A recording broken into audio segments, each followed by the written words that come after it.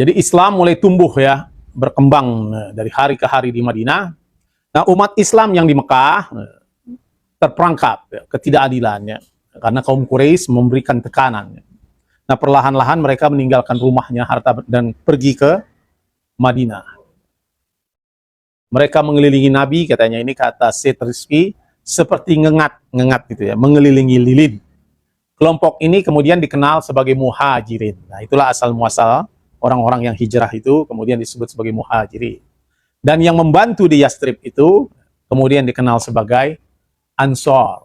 Nah, saya kira ini sudah menjadi sebuah pemahaman umum ya, masyarakat ya. Nanti kita akan lihat setelah itu beberapa peperangan ya.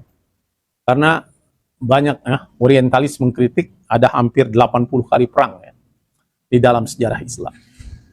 Jadi Nabi merumuskan masyarakat ya, atas dasar keadilan dan kesetaraan, justice. Ya. Ini karena dalam bahasa Inggris bukunya perlu saya jelaskan ini gimana ditampilkannya.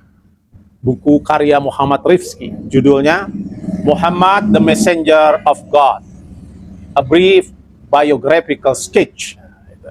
Judul buku yang ditulis oleh Sayyid Muhammad Rifki, cuma dalam bahasa Inggris ya.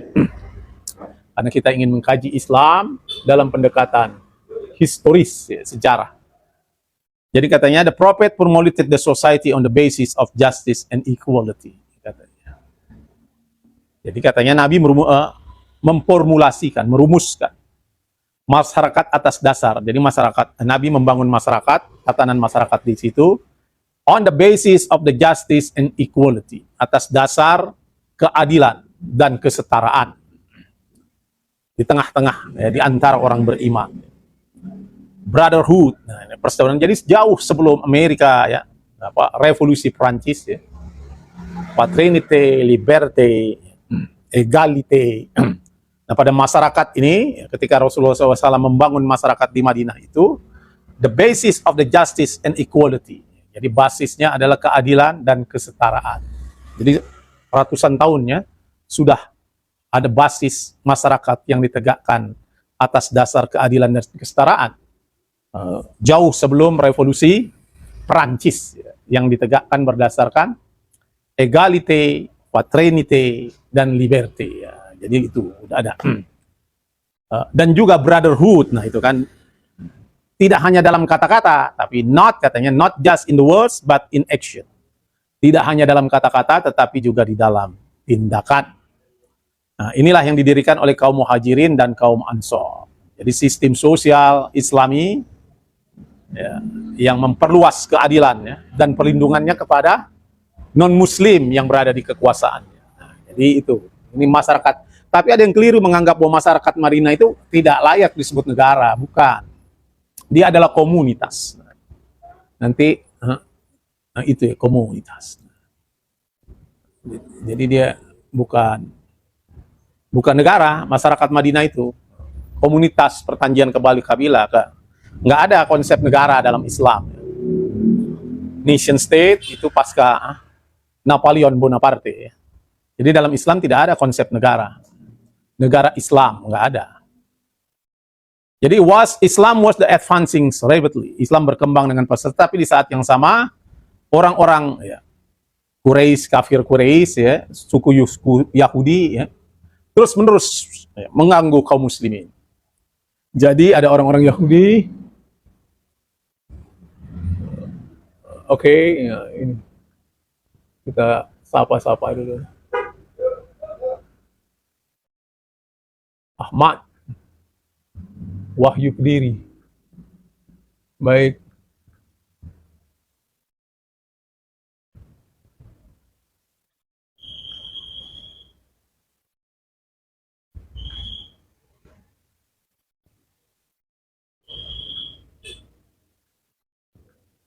Oke. Sapa menyapa dulu.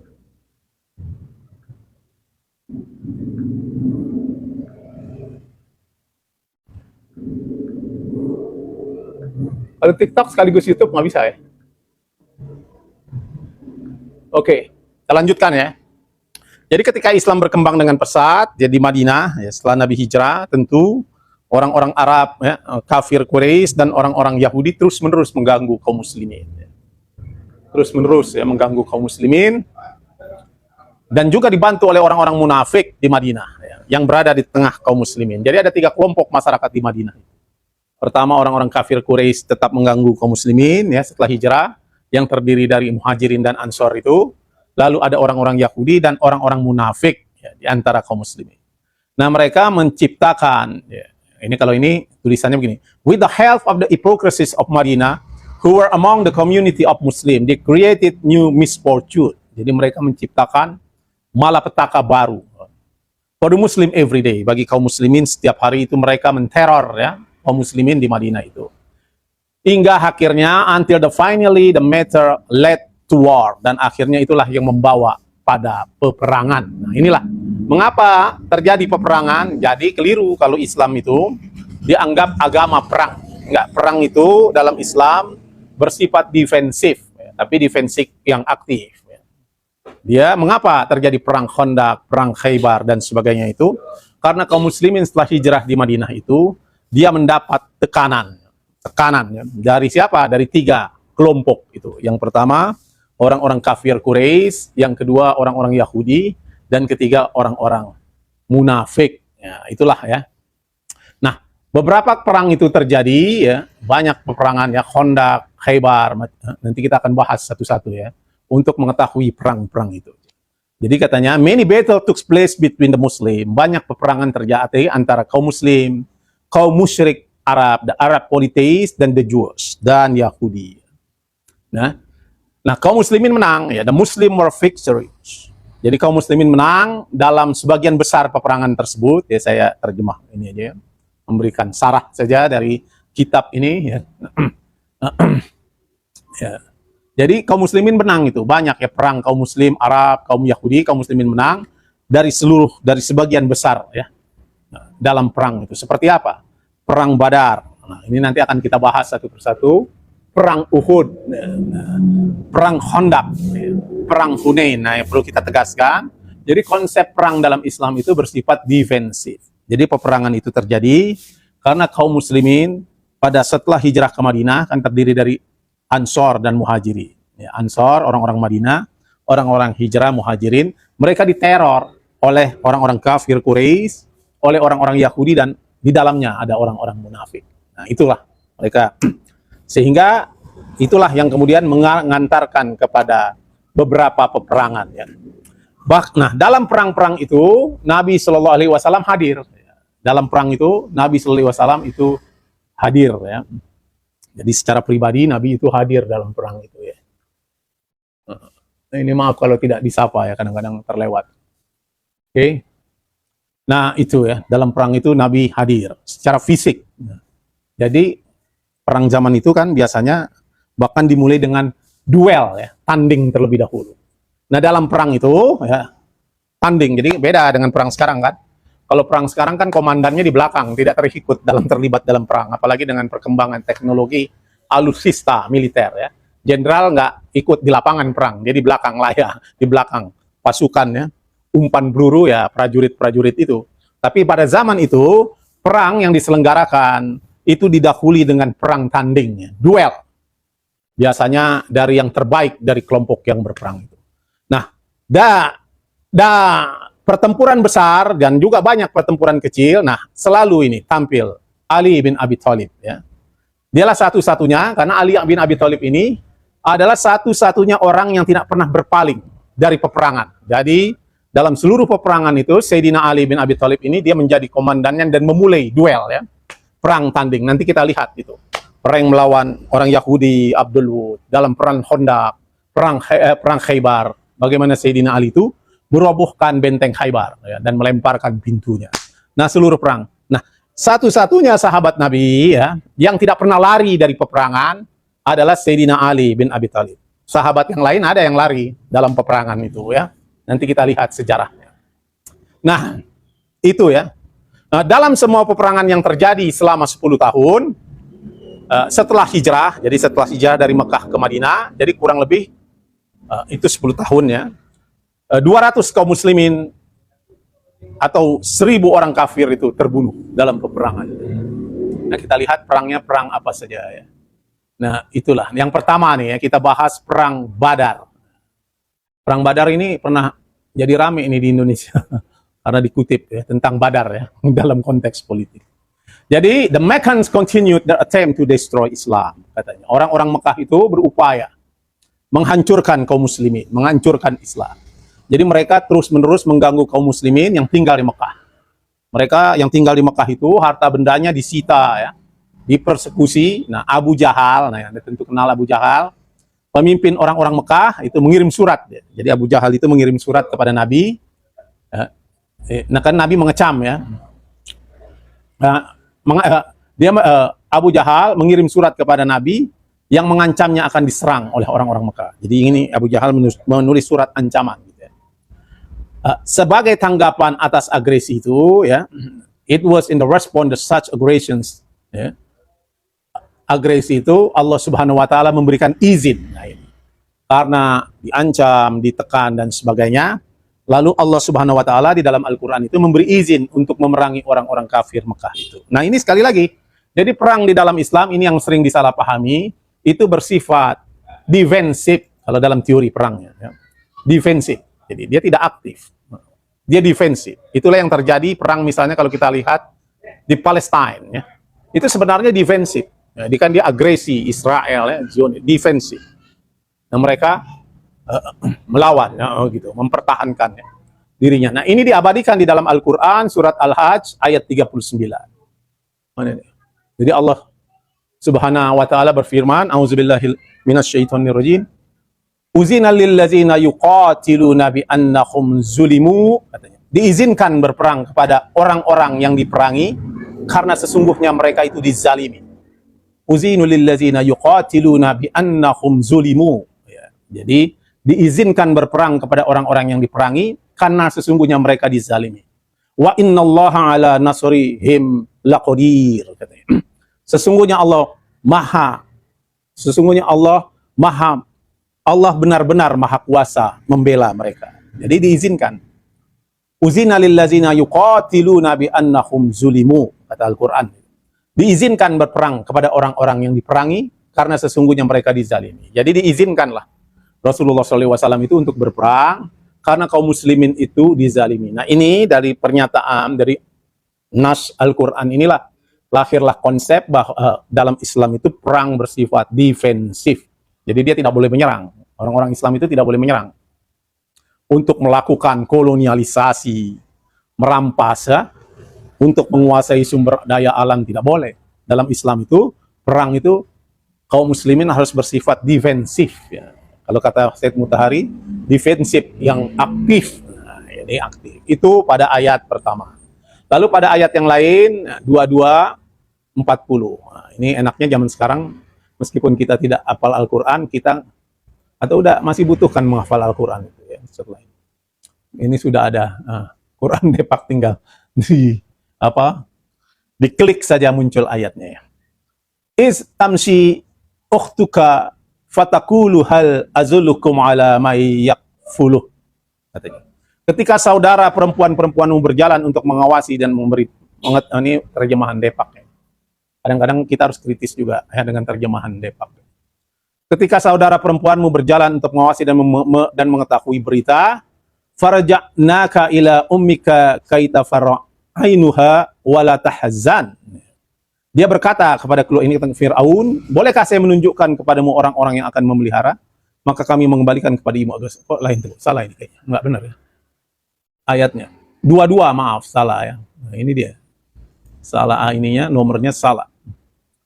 Al-Hajj. 22 ayat. Kita cek lagi. 22 ayat 40. Surat Al-Hajj ayat 40. Yang menyangkut tentang perang ya. Allazina ukhriju min diyarihim bighairi haqqin illa ayyaquluna rabbanallah. Yaitu orang-orang, nah kalau tadi kan diizinkan berperang ya karena mereka dizalimi. Nah ayat yang ini Al-Hajj ayat 40, allazina ukhriju min diyarihim bighairi haqqin illa ataquluna rabbunallah. Orang-orang yang diusir dari kampung halamannya tanpa alasan yang benar. Nah, ini benar ini. Karena mereka berkata, Tuhan kami adalah Allah. Jadi orang-orang itu terusir ya, kaum muslimin, orang-orang beriman itu terusir dari kampung halaman mereka ya, dari Mekah itu tanpa alasan yang benar, karena mereka berkata, kenapa? Karena mereka berkata ya, illa ayatakulu rabbunallah, karena Allah ya, karena Tuhan kami adalah Allah. Walaula daf'ullahi nafsuhum bi ba'din. Ya, wah, ini ada dua nih ayat yang begini nih modelnya. Walaula daf'ullah ba'duhum bi ba'din lafasadatil ard. Nah, kalau ini tidak. Kalau itu ada itu. Walaula daf'ullah nafsa. Walaula daf'ullahin nas ba'duhum bi ba'din la khudimat sawami'u wa bi'un wa salawatun wa masajidu yazkuru fiha smullahi katsira. Seandainya Allah tidak menolak keganasan sebagian manusia dengan sebagian yang lain, tentu telah dirobohkanlah gitu ya. Biara-biara, gereja-gereja, sinagog-sinagog dan masjid. Ini kata Al-Qur'an ya, di surat Al-Hajj ayat 40. Jadi orang-orang yang diusir dari kampung halamannya tanpa alasan yang benar karena mereka berkata, Rabbunallah, Tuhan kami adalah Allah. Jadi seandainya walaula daf'ullahu nafs ba'duhum bi ba'din, nah, seandainya Allah tidak menolak keganasan sebagian manusia dengan sebagian yang lain, kalau ada ayat yang lain itu lafasadatil ard. Seandainya Allah, nah ini ayat yang lain jadi saya teringat ya dulu. Guru saya, Allah yarham, itu menjelaskan ayat ini. Walaula daf'ullahi nas sab'duhum bi ba'din, pada ayat yang lain bukan ayat ini, lafasadatil ard. Seandainya Allah tidak menolak keganasan sebagian manusia dengan sebagian yang lain, tentu sudah binasalah bumi ini. Pada ayat yang lain. Itu dalam tafsirnya, kata Allah yarham, guru saya, itu katanya, dia mengutip tafsir Jalaluddin As-Suyuti ya. Ad-Durrul Mansur fil tafsir bil matsur, katanya. Di dunia ini pada setiap zaman ada kekasih-kekasih Allah yang Allah cintai. Karena mereka lah Allah menurunkan hujan. Karena mereka lah Allah menumbuhkan ketanaman, katanya. Karena mereka lah Allah menghidupkan, mematikan. Wabihim yuhyi wa yumit. Lalu siapa itu? Orang itu ya, yang mengatakan tadi, ayat tadi ya. Walaula daf'ullahun nasa ba'duhum bi ba'did lafasadatil ard. Dan dijelaskan siapa itu. Sebagian ya, kalaulah Allah tidak menahan keganasan sebagian manusia dengan sebagian yang lain, sudah binasalah bumi ini. Lafasadatil ard. Lalu dikutip itu. Rasulullah mengatakan, di dunia ini pada setiap zaman ada kekasih-kekasih Allah yang Allah cintai. Karena mereka lah Allah menumbuhkan hujan, karena mereka lah Allah menumbuhkan tanaman. Karena mereka lah Allah menghidupkan, mematikan. Wabihim yuhyi wa yumit. Lalu para sahabat bertanya, siapa mereka itu ya Rasulullah? Katanya. Kalimat itu terasa berat bagi kami. Lalu Rasulullah berkata, bisakhoi ala nasihati lil muslimin. Jadi orang yang menahan keganasan itu, cirinya bisakhoi ala nasihati lil muslimin. As-sakho itu karena kedermawanannya. Dan hatinya bersih sesama kaum muslimin. Jadi hatinya bersih sesama kaum muslimin. Dia tidak pernah menghina ya, pemimpin Islam ya, karena mazhabnya berbeda dengan dia. Dia tidak pernah merendahkan karena pandangan keagamaannya berbeda dengan dia. Hatinya bersih sesama kaum muslimin. Jadi siapa saja yang tunduk sujud ya, menghadap Ka'bah, kehadirat Allah Subhanahu wa taala, itulah saudara dia. Itu yang dimaksud. As-sakha, dia dermawan, cirinya. Yang kedua, hatinya bersih sesama kaum muslimin. Nah, di tengah-tengah kaum muslimin banyak orang-orang jahil ya, orang-orang bodoh ya, yang mudah memvonis mereka yang berbeda dalam pandangan agamanya. Wah, itu sesat. Itu bid'ah ya, dan sebagainya. Ya, ini tidak masuk pada ayat itu. Karena ciri yang menjelaskan ayat ini, walau la daf'ullahin nasa ba'duhum bi ba'din, seandainya Allah tidak menahan keganasan sebagian manusia dengan yang lainnya, kalau ayat yang lain, lafasadatil ard, tentu akan hancurlah bumi ini. Nah, sebagian yang menahan keganasan itu cirinya dua. Ya, yang Rasulullah katakan karena mereka lah Allah menumbuhkan tanaman. Karena mereka lah Allah menghidupkan dan mematikan. Wabihim yuhyi wa yumit. Siapa mereka? As-sakha, khas-sakha. Orang yang dermawan dan hatinya bersih sesama kaum muslimin. Jadi Anda jangan terlalu sensi dalam beragama ya, melihat yang berbeda. Sehingga mudah menjatuhkan vonis. Apalagi Anda tidak menguasai ilmu-ilmu agama dengan baik. Ya, ini banyak di tengah-tengah masyarakat kita, ya, orang-orang jahil yang tidak mengerti agama, tetapi sering memvonis kelompok yang lain yang berbeda dengan dia, sesat, bid'ah, dan sebagainya ya. Ya, ini. Nah, tapi pada ayat ini dalam konteks perang ya, walaula daf'ullahin nasa ba'duhum bi ba'din lahudimat sawami'u wa bi'un wa sholawatun wa masajid ya, katanya. Seandainya Allah tidak menahan keganasan sebagian manusia dengan sebagian yang lain, tentu telah dirobohkanlah biara-biara itu. Gereja-gereja, sinagog-sinagog, dan masjid-masjid.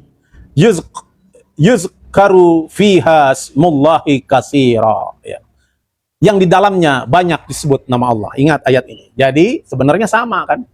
Jadi di dalam ayat ini menjelaskan, seandainya Allah tidak menolak keganasan sebagian manusia dengan sebagian yang lain, walau la daf'ullahu nafsan ba'duhum bi ba'din, maka tentu dirobohkanlah biara-biara, gereja-gereja, sinagog-sinagog, dan masjid-masjid yang di dalamnya disebut nama Allah. Jadi semuanya tempat ibadat itu menyebut nama Allah. Ini juga yang menunjukkan bahwa Allah itu yang dimaksud oleh orang yang datang ke tempat ibadah itu, di sinagog, di masjid, di gereja itu adalah Tuhan yang sama ya. Bukan Tuhan yang berbeda. Cuma yang berbeda apanya? Penafsiran ya, atau konsep ketuhanannya. Tapi ketika mereka datang ke gereja, mereka datang ke sinagog, mereka datang ke biara, itu Tuhannya adalah Tuhan yang sama. Gitu ya. Itu memang ya. Wala yansuranallahu ma yansuru innallaha laqawiyyun aziz. Kata Al-Qur'an, sungguh Allah pasti menolong orang yang menolong agamanya. Sesungguhnya Allah Maha benar, Maha kuat, lagi Maha perkasa. Itu ya.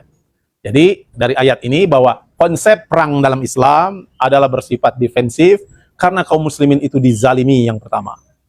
Ayat yang tadi ya. Nah yang ini karena dia diusir dari kampung halamannya. Gitu ya. Indah ya.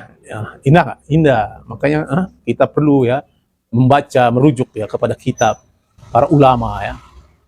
Tidak hanya sekedar imajinasi ya dalam menyampaikan. Oke, kita perlu kajian Islam historis ini ya. Ya, jadi pada tahun kedua hijrah Nabi bersama 300 kaum muslimin ya ini. Kurang ini perlengkapannya, senjatanya ya dan sebagainya menghadapi pasukan Mekah itu, kafir Quraisy. Yang perlengkapannya, alutsistanya lah kalau zaman modern sekarang. Lengkap, 1000 orang. Anda bayangkan, kaum muslimin hanya 300 orang itu dalam perang Badar ya. Lalu pasukan Quraisy ya itu, Mekah itu yang menyerang lengkap ya sekitar 1000 orang. Lalu meskipun kalah jumlah, kaum muslimin mampu mengalahkan orang-orang kafir itu dalam pertempuran ya, bersenjata mereka dengan musuh itu. Nah, itu perang Badar. Dalam perang Badar ini ya. Ya, jadi perang Badar itu 300 ya, kaum muslimin yang perlengkapannya tidak hebat, ya, alutsistanya kurang, tapi melawan 1000 dan berhasil dimenangkan. Nah, perang yang kedua adalah perang Uhud. Nah, setelah kan kalah kaum kafir ini, orang-orang Mekah, kemudian mengerahkan pasukan militer lain. Ini kemudian terjadi perang Badar. Kita ingin melihat perang dalam Islam gitu. Jadi orang-orang Mekah mengerahkan pasukan militer lain ya, pada tahun ketiga setelah hijrah. Dan mereka menuju Madinah.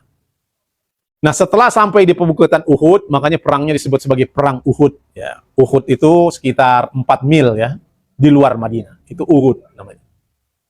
Uhud, ya, perang Uhud. Nabi mengambil posisinya di bawah bukit ya. Jadi Nabi berada di bawah bukit. Jadi pasukan itu berbaris ya dalam formulasi tempur lah gitu. 50 pemanah ya ditempatkan di bawah komando Abdullah bin Jubair.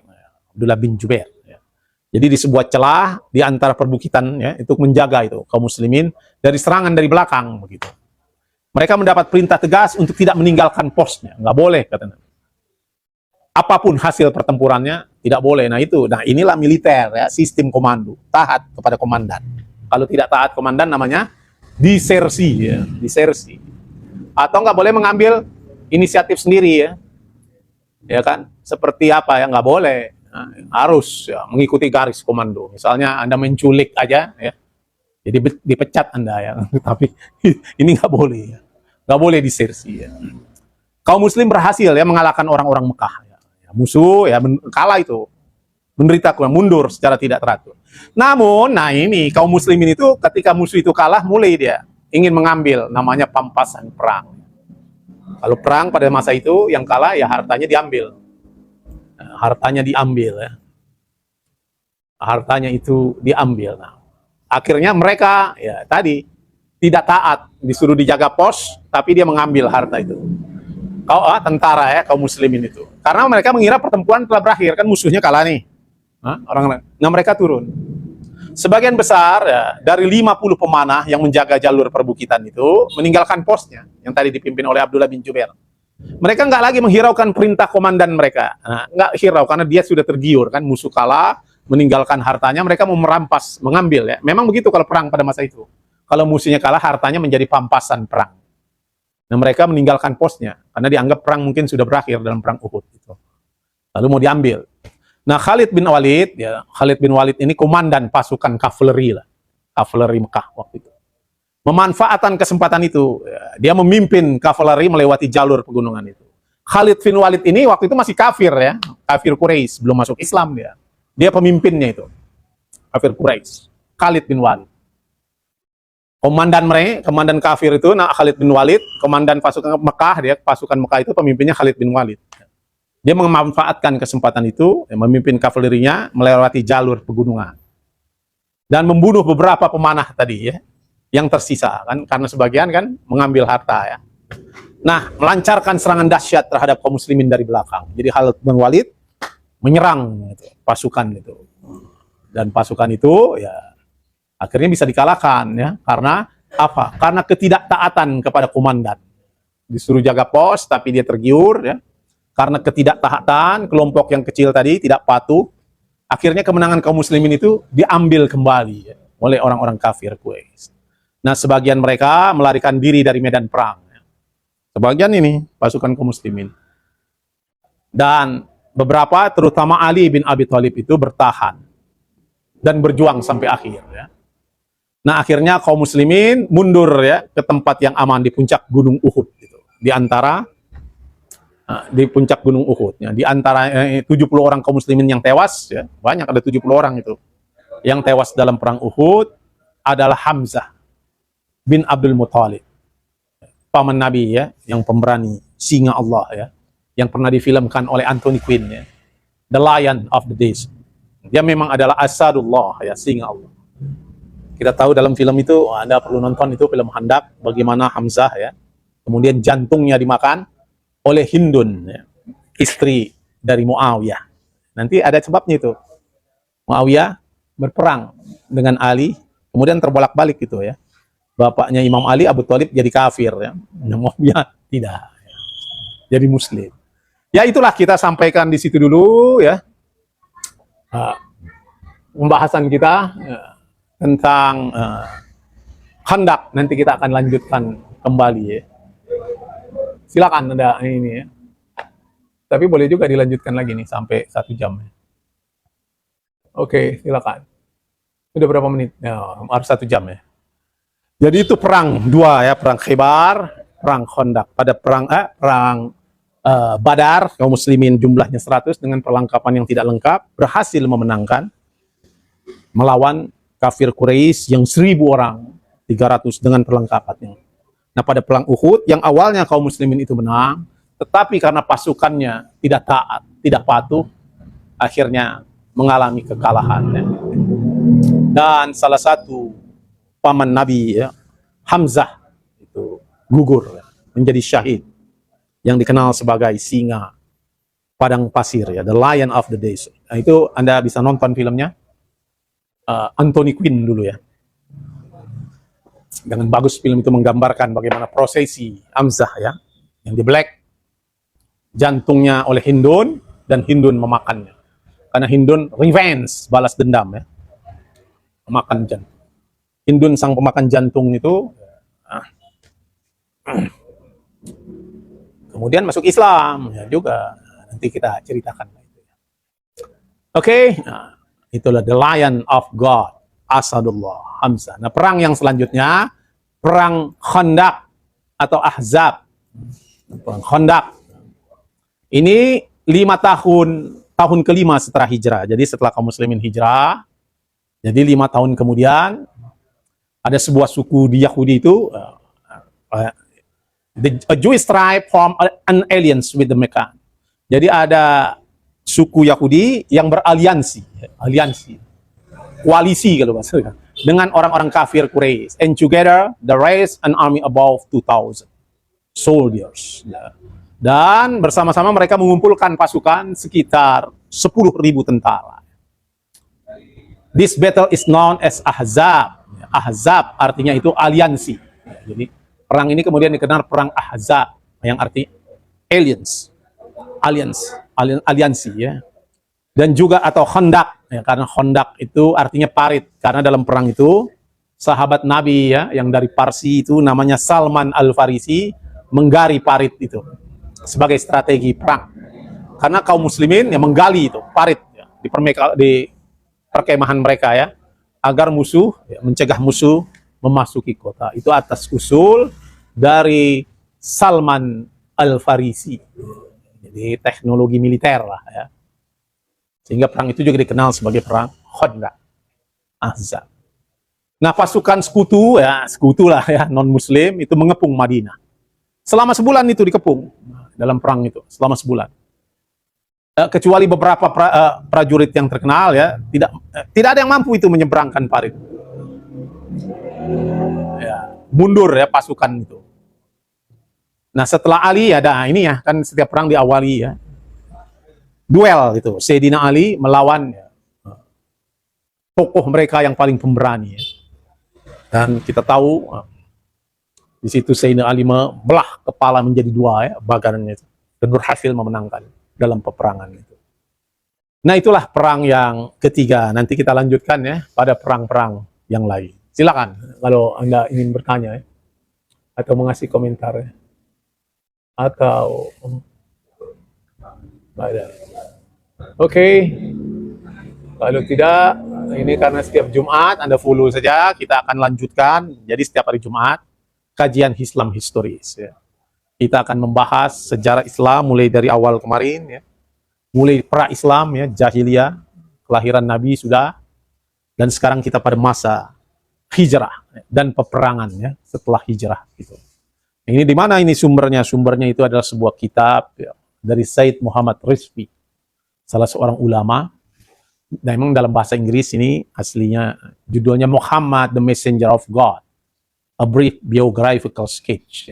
Apa-apa ya, sumber bahasa boleh apa saja ya. Yang penting adalah makna. Tugas kita itu bukan terjebak pada bahasa. Bagus ya kalau pakai bahasa Arab, bahasa Parsi aslinya, bahasa Inggris. Karena bahasa itu, kalau kata Sutarji, adalah pipa. Yang penting itu adalah makna yang mengalir di balik bahasa itu. Nah, ini kita ingin menangkap makna-makna itu tentang sejarah Nabi Shallallahu Alaihi Wasallam. Kenapa? Karena ada bukunya dalam bahasa. Saya kira itu ya. Terima kasih sudah hadir ya. Kita cukupkan. Wa ma taufiqi illa billah alaihi tawakkaltu ilaihi unib. Wassalamualaikum warahmatullahi wabarakatuh. Silakan hadirlah pada Jumat berikutnya.